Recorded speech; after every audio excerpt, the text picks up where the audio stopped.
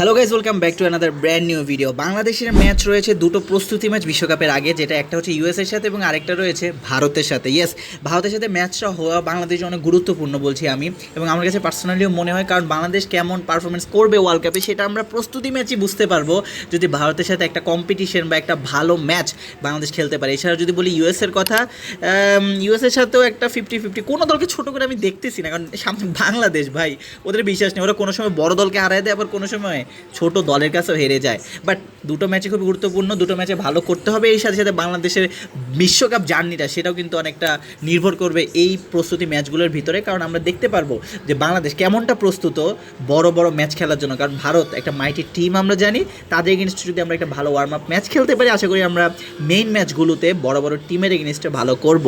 আপনাদের কি মনে হচ্ছে এই বিষয়ে আপনার কমেন্টে জানান, এবং ভারতের ম্যাচটা নিয়ে আপনি এক্সাইটেড কিনা? আমি তো অবশ্যই অনেক এক্সাইটেড, সেটাও আমি প্রকাশ করলাম এই ভিডিওতে। সো ভালো থাকুন, সুস্থ থাকুন, এবং ভিডিওটি লাইক না দিয়ে থাকলে এখনই লাইক দেন।